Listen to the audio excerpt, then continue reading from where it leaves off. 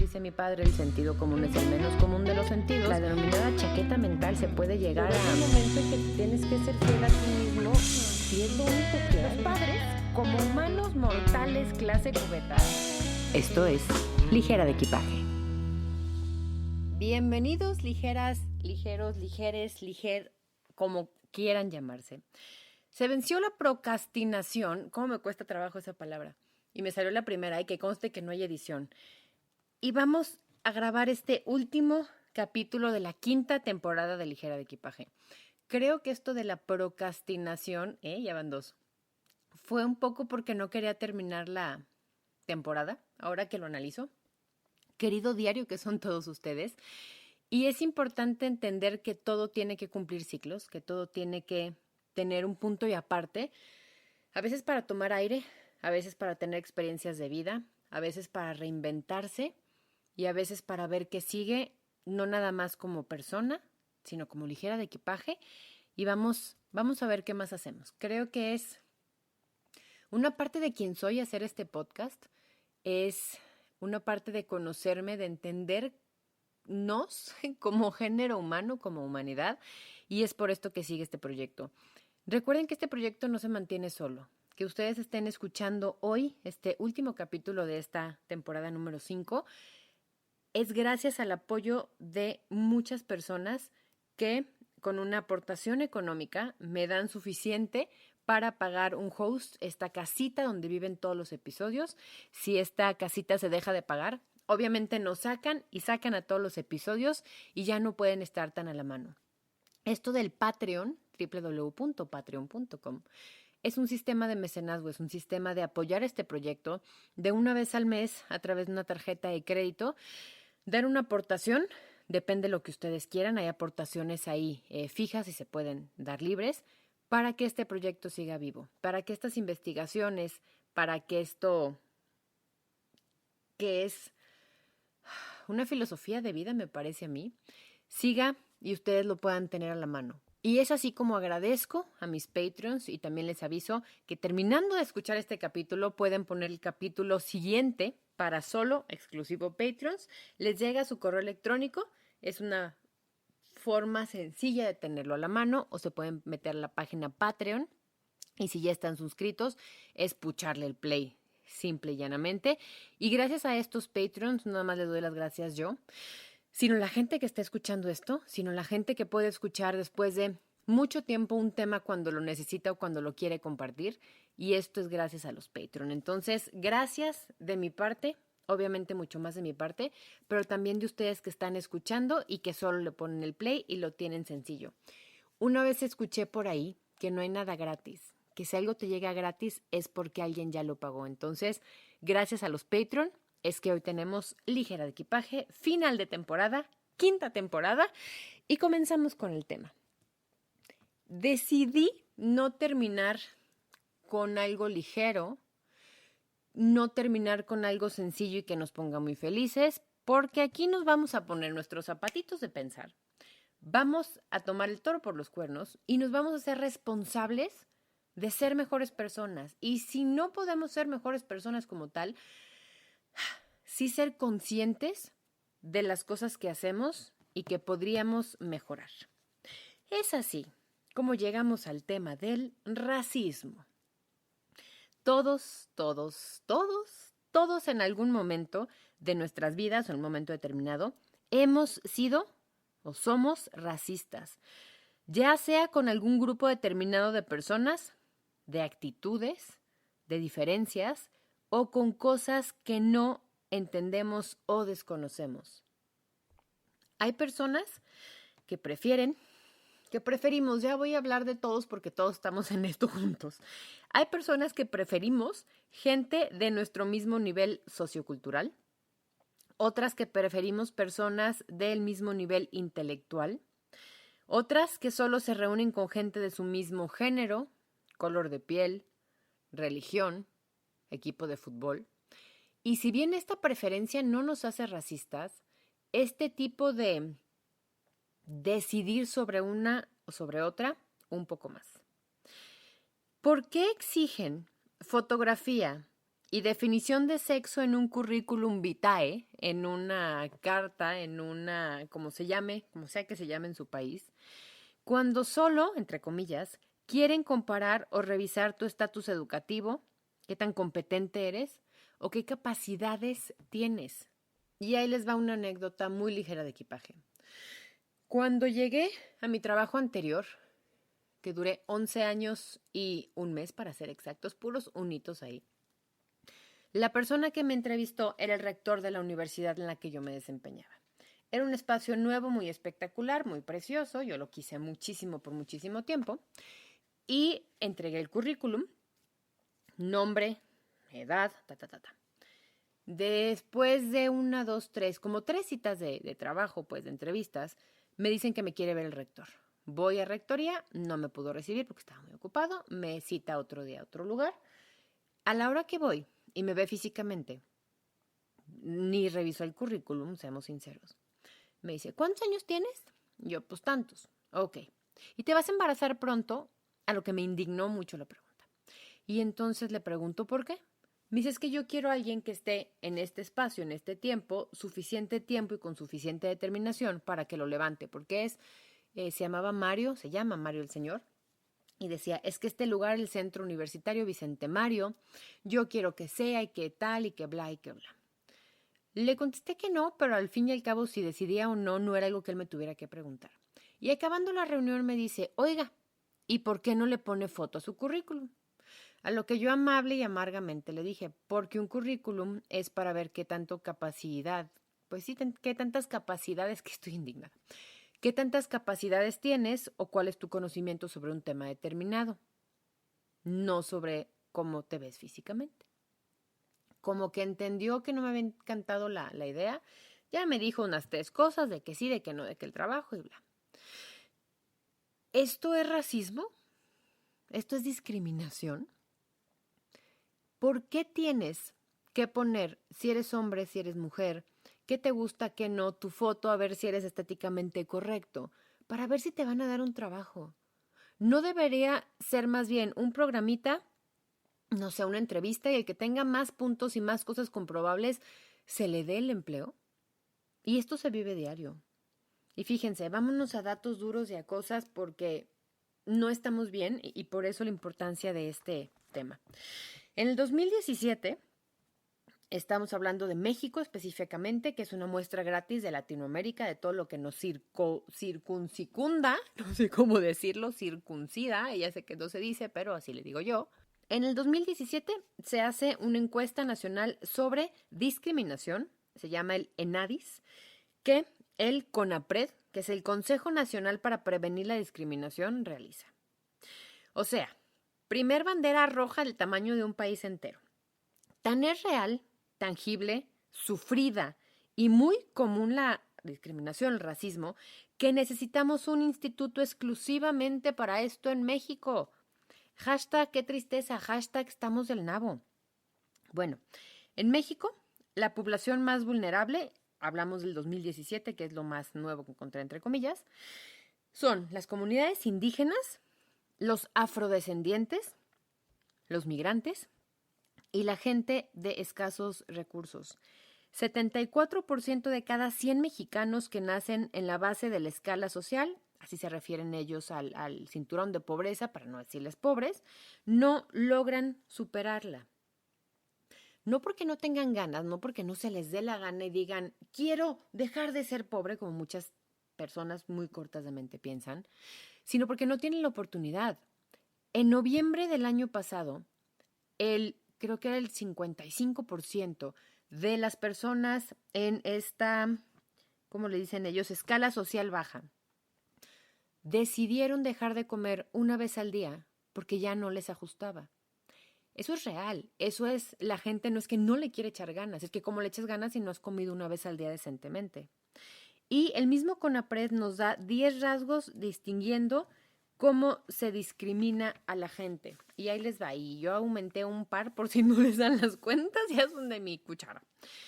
Por el tono de piel, por la manera de hablar o el tipo de lenguaje que se usa, por el peso y la estatura, por la forma de vestir, por la clase social, por creencias religiosas, por edad, por lugar en donde vive, yo le denomino código postal, por el sexo y por la orientación sexual. Agrego yo, por el estado de salud. Si bien entiendo que cuando surgió este problema gravísimo del SIDA, del VIH, que se transformaba en SIDA en algunas personas, a esa gente también se le discriminó. No nada más porque su orientación sexual fuera mayormente homosexual, sino porque estábamos tan ígnaros y no teníamos idea de nada que pensábamos que si la persona nos tocaba nos iba a contagiar, entonces bla, bla, bla, bla. Esto es real, esto se vive día a día, esto es una cosa bien triste, pero que tenemos que entender que todos tenemos en nuestros cromosomas y en nuestra forma de hablar y forma de pensar. No se trata de juzgar, sino de ser conscientes de esto. Y es que muchas veces pensamos que el racismo es en función a lo de lejos, a lo de afuera, a lo que en otros países pasa.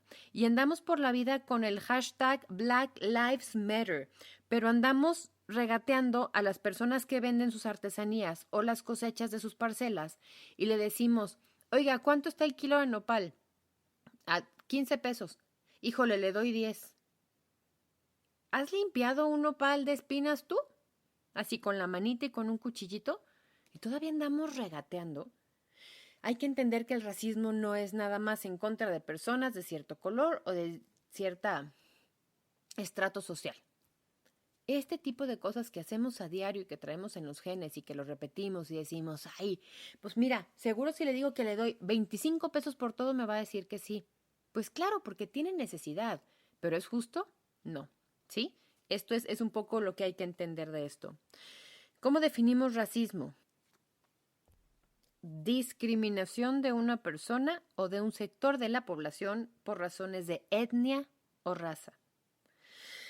El racismo se centra en la creencia, abro paréntesis, estúpida creencia, cierro paréntesis, de que hay razas o etnias superiores a otras, por razones físicas o intelectuales. Esta ideología trata de superponer a las razas que se cree predominantes sobre las demás, quedando como inferiores. Voy a definir aquí un par de cosas porque desde el principio yo también me confundo. ¿Cómo definimos discriminación? Maltrato a las personas en base a características que las ubiquen de forma prejuiciada en un lugar inferior. El racismo, entonces, es la discriminación fundamentada por características étnicas. ¿Sí queda un poquito más claro? Si estamos siendo racistas, estamos discriminando. Eso es importante. Vamos un poquito a algo de historia con sello ligera de equipaje, porque esto no sería ligera de equipaje si no tuviésemos algo de historia, que es a muy grandes rasgos cómo hemos vivido con el racismo. Y aunque el racismo, comprendido como la discriminación, siempre ha existido desde tiempos inmemorables, quizá entre mismas razas, etnias, lo que sea, unos contra otros, porque hashtag así somos los seres humanos. En el siglo XVIII, un compita llamado Louis Leclerc, él vive en 1707 y 1788, fíjense qué poquito vivía esa gente antes, utilizó la palabra raza, de ahí viene el racismo, en cuanto a diferencias entre humanos. Entonces, él dice que la raza es la diferencia entre humanos y somos distintas razas. Un contemporáneo de él, que vivió de 1707 a 1778, les digo que se morían bien jóvenes, Carlos Linneo, un científico sueco, dividió a los humanos en americanos, asiáticos, africanos y europeos.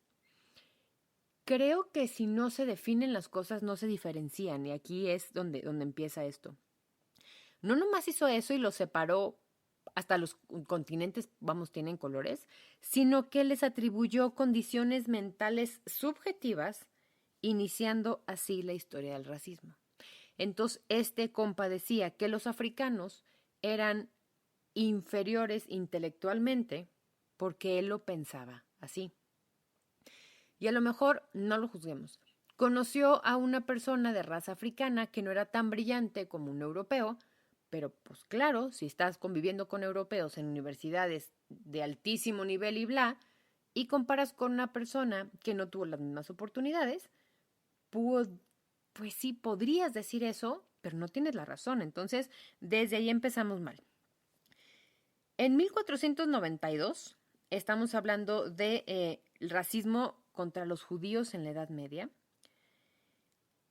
En esa época estaban obligados a irse, en este caso de España, es el ejemplo que vamos a tratar para que entendamos un poquito.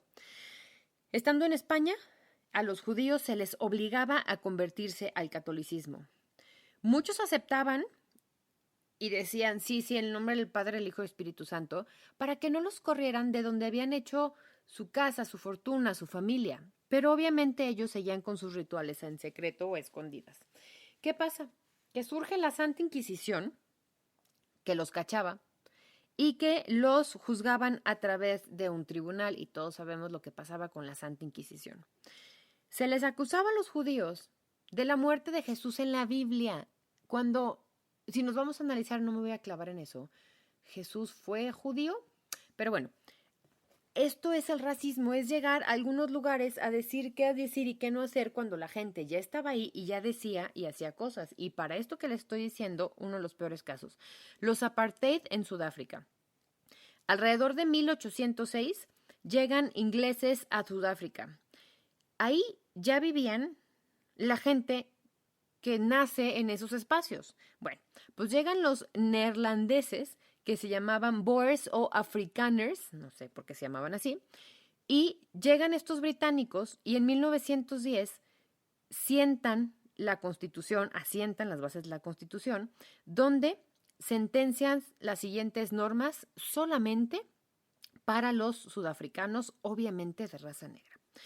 Prohibición del matrimonio mixto, veto al voto, asignación de territorios específicos como playas, hospitales, escuelas, medios de transporte. En estos apartheids lo que hacen es juntarlos a todos cuando están siendo conquistados y decirles, pueden ser libres dentro de estas 4 paredes.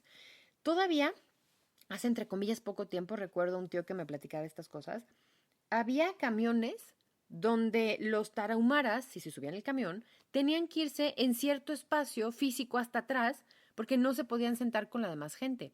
Cuando ellos son los dueños, amos y señores de esas tierras, que luego el blanco va y coloniza y quiere hacer cosas. Fíjense qué gravedad del mundo, del humano, de lo que estaba pasando. No podemos dejar de hablar del genocidio racial en el nazismo. Era contra judíos, gitanos, homosexuales, comunistas, todas las personas que no perteneciesen a lo que ellos denominaban la raza pura o la raza árida. Hubo 7 millones de judíos muertos. Y para que se den una idea, en junio del 2022 llevábamos 6,3 millones de muertos por el COVID. Todavía más muertos por una idea que alguien tuvo, que a alguien se le ocurrió, de que si eres güerito, eres mejor persona. En el siglo XXI, todavía 2021, renace el Ku Klux Klan. Yo no diría que renace, sino que vuelve a salirse, vuelve a hacerse público, que es este separatismo blanco en Estados Unidos, que dicen, también un poco de neonazismo ahí, que dicen que solo los blancos son poderosos y tienen derecho y pueden hacer las cosas. En 1863, Abraham Lincoln abolía la esclavitud. ¿Y qué pasó? Absolutamente nada, la gente siguió haciendo las cosas. Martin Luther King, se dice que el Ku Klux Klan fueron los que lo mataron, y el Ku Klux Klan son estas personitas que se ponen como, si son potosinos van a entender esta referencia, como las capuchas de la procesión del silencio. Tienen ciertos disfraces y se tapan para que no los reconozcan. Fíjense cómo todo esto sigue estando presente en la actualidad y podríamos decir que sí, que la globalización y que todos aceptamos, y no es cierto. Somos racistas de una parte o de otra y podemos hacer mucho, mucho, mucho al respecto. Hay otra cosa que yo no sabía que existía, que creo que es la que más me asustó, que se llama racismo científico. Su auge fue en el siglo XIX y la idea era que partiendo de antropológicamente, la raza blanca o caucásica, o sea, un accidente genético como el ser estéticamente correcto o bonito o guapo, son superiores a los demás. Los estudios realizados incluían la medición del cráneo, el volumen de en su interior, pruebas de inteligencia, fíjense nada más que estúpida forma de justificar que según las mediciones y que todos los blancos eran los que medían, y pues más o menos son como parecidos, esa era el racismo científico. Este racismo trataba de justificar la jerarquización racial a través de estudios de la fisiología y de la psicología humana. Si yo digo que todos los perros negros son superiores y mido todos los perros negros más o menos de la misma raza, pues obviamente me van a dar las mismas medidas. O sea, ¿qué forma más tonta y más... Hay una palabra que estoy buscando, ahorita me voy a acordar. Inserte palabra cuando se acuerde aquí. De ver las cosas. O sea, qué amañado, qué fácil, ¿saben? Eso se me hace como bien, bien grave y yo no sabía que eso existía. Grandes instituciones como la UNESCO han trabajado incansablemente para rechazar la existencia y los procedimientos y la incoherencia absoluta del racismo científico. De verdad, creo que es un tema que da para mucho y hay muchas cosas muy complicadas. Según la agencia de la ONU para los refugiados, la agencia que pertenece a la ONU que se encarga de los refugiados, hay 4 tipos de racismo: aversivo, etnocentrista, simbólico y biológico. Pero esto y otras cosas más sobre el racismo, porque de verdad es un tema que está muy complicado y que todos tenemos que tener en cuenta, van a ir al Patreon. Acabandito este capítulo, van al Patreon. Y vamos a hablar de este tipo de racismo un poquito más profundo y un poquito más a conciencia. Siento que Patreon es un poco más libre también en cuanto a lenguajes y yo me puedo explayar, si no es que gritar un poco más. Si ustedes se van a Patreon, no nada más van a tener acceso a este capítulo, sino a todos los demás que se han subido. Entonces, para eso van a poder ir en un ratito más al Patreon. Pero, siguiendo con el racismo científico, vamos a hablar de dudas reales. Yo siempre le decía a mi papá que cuando encontré el índice de masa corporal, le decía, es que casi siempre estoy en sobrepeso, entonces toso y estoy en sobrepeso. Me inflamo porque comí, no sé, maíz y estoy en sobrepeso, bla, bla, bla. Y siempre me decía que era bien injusto que el índice de masa corporal se midiera con una fórmula que seguro se había hecho en otro país, en otro momento histórico, y que no se aplicaba al mexicano promedio. Yo no entendía esto. Me puse a buscar cosas y pues sí. Si una alemana, que suelen ser mucho más altas que los mexicanos, suelen ser menos anchas, suelen ser pues sí un poco más espigadas y aparte también tienen otras condiciones climatológicas, otra alimentación, bla. Si tomamos de ella el índice de masa corporal, cualquiera que midamos el pigmeo número de unos 60 y tantos o menos, vamos a tener obesidad. Cuando ponemos todo en la misma balanza y cuando calificamos todo, como pasa en las escuelas, con un examen, es muy fácil aplicar un racismo sin quererlo. ¿Qué pasa con el índice de masa corporal? Si no soy caucásica alemana, pues obviamente no aplica a mí. Sí es un parámetro, por supuesto, pero hablábamos de estos parámetros también donde se medían, que si tu cráneo, tu índice cefálico, tu no cumplía con ciertos lineamientos, entonces no estabas dentro de esta normalidad. ¿Hay normalidad? Entre los mexicanos, ¿cuántas veces te han dicho a ti?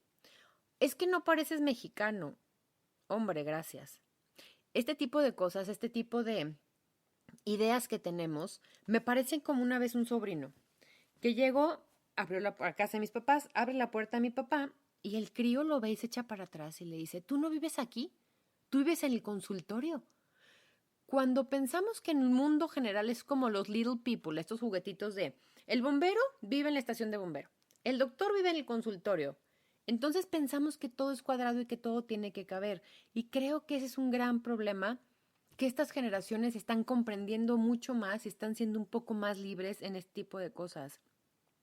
Y es que podemos hablar también del racismo profesional, no nada más del racismo de colores y de sabores y de género. En este racismo profesional, y estos son datos del 2017 también, el 25% de las mujeres tienen posibilidades reales de tener puestos directivos, ganando un 10% menos que sus competidores o compañeros hombres.